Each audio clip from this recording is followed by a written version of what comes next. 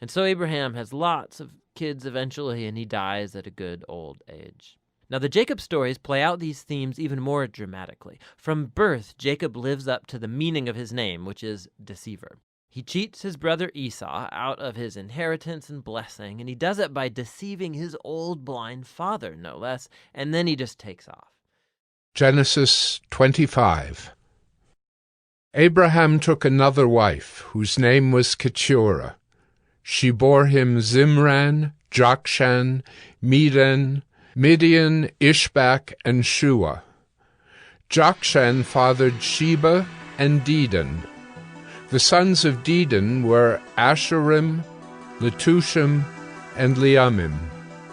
The sons of Midian were Ephah, Epher, Hanok, Abida, and Eldaah. All these were the children of Keturah. Abraham gave all he had to Isaac. But to the sons of his concubines Abraham gave gifts, and while he was still living, he sent them away from his son Isaac eastward to the east country. These are the days of the years of Abraham's life, 175 years. Abraham breathed his last and died in a good old age, an old man and full of years, and was gathered to his people. Isaac and Ishmael his sons buried him in the cave of Machpelah, in the field of Ephron, the son of Zohar the Hittite, east of Mamre, the field that Abraham purchased from the Hittites. There Abraham was buried with Sarah his wife. After the death of Abraham, God blessed Isaac his son, and Isaac settled at Beer-lahai-roi. These are the generations of Ishmael, Abraham's son, whom Hagar the Egyptian, Sarah's servant, bore to Abraham. These are the names of the sons of Ishmael, named in the order of their birth: Nebaioth, the firstborn of Ishmael, and Kedar, Adbeel, Mibsam, Mishma, Duma, Massa, Hadad, Tema, Jeter, Naphish, and Kedemah. These are the sons of Ishmael, and these are their names, by their villages and by their encampments, 12 princes according to their tribes. These are the years of the life of Ishmael, 137 years. He breathed his last and died, and was gathered to his people. They settled from Havilah to Shur, which is opposite Egypt in the direction of Assyria. He settled over against all his kinsmen. These are the generations of Isaac, Abraham's son.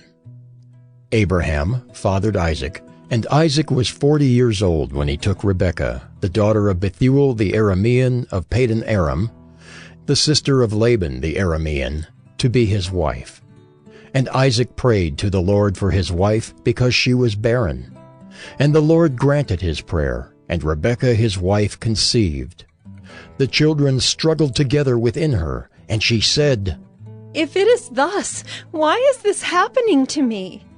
So she went to inquire of the Lord, and the Lord said to her, 2 nations are in your womb, and 2 peoples from within you shall be divided. The one shall be stronger than the other. The older shall serve the younger. When her days to give birth were completed, behold, there were twins in her womb. The first came out red, all his body like a hairy cloak, so they called his name Esau. Afterward his brother came out with his hand holding Esau's heel, so his name was called Jacob. Isaac was 60 years old when she bore them. When the boys grew up, Esau was a skillful hunter, a man of the field, while Jacob was a quiet man, dwelling in tents. Isaac loved Esau because he ate of his game, but Rebekah loved Jacob. Once, when Jacob was cooking stew, Esau came in from the field, and he was exhausted. And Esau said to Jacob, "Let me eat some of that red stew, for I am exhausted." Therefore his name was called Edom. Jacob said, "Sell me your birthright now." Esau said, I am about to die. Of what use is a birthright to me? Jacob said. Swear to me now. So he swore to him and sold his birthright to Jacob.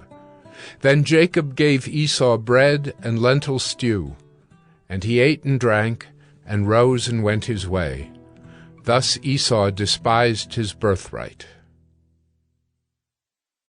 Genesis 26. Now there was a famine in the land, besides the former famine that was in the days of Abraham.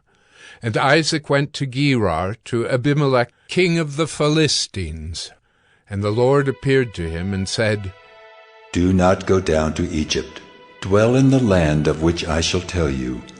Sojourn in this land, and I will be with you and will bless you.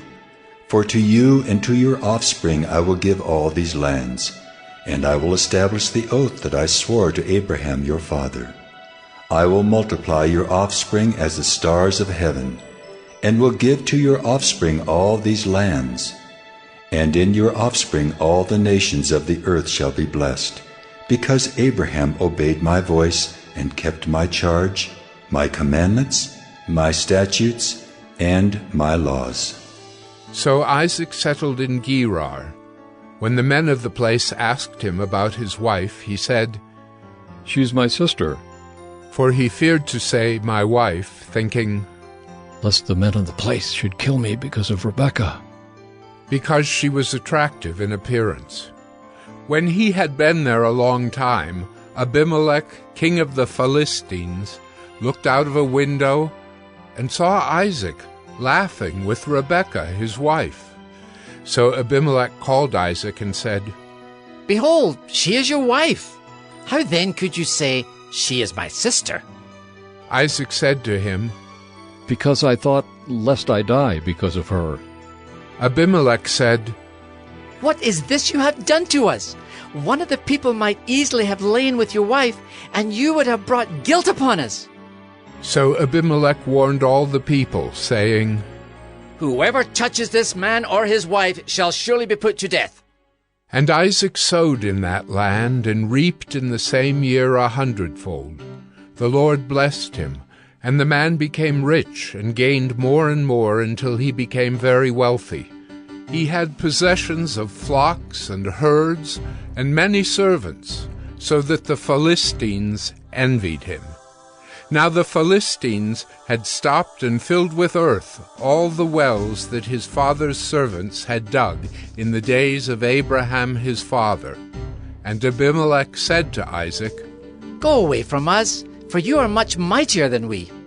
So Isaac departed from there and encamped in the valley of Gerar and settled there. And Isaac dug again the wells of water that had been dug in the days of Abraham his father, which the Philistines had stopped after the death of Abraham. And he gave them the names that his father had given them.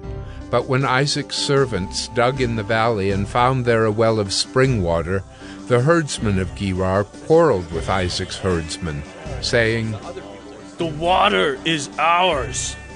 So he called the name of the well Esek, because they contended with him. Then they dug another well, and they quarreled over that also. So he called its name Sitnah. And he moved from there and dug another well, and they did not quarrel over it. So he called its name Rehoboth, saying, For now the Lord has made room for us, and we shall be fruitful in the land. From there he went up to Beersheba, and the Lord appeared to him the same night and said, I am the God of Abraham your father. Fear not, for I am with you and will bless you, and multiply your offspring for my servant Abraham's sake. So he built an altar there, and called upon the name of the Lord, and pitched his tent there. And there Isaac's servants dug a well. When Abimelech went to him from Gerar with Ahuzzath his adviser, and Phicol the commander of his army, Isaac said to them, Why have you come to me, seeing that you hate me, and have sent me away from you? They said, We see plainly that the Lord has been with you. So we said, Let there be a sworn pact between us, between you and us, and let us make a covenant with you, that you will do us no harm, just as we have not touched you and have done to you nothing but good, and have sent you away in peace. You are now the blessed of the Lord." So he made them a feast, and they ate and drank.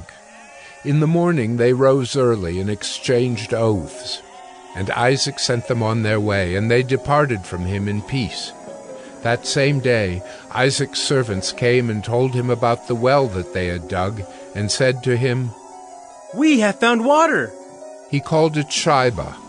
Therefore the name of the city is Beersheba to this day.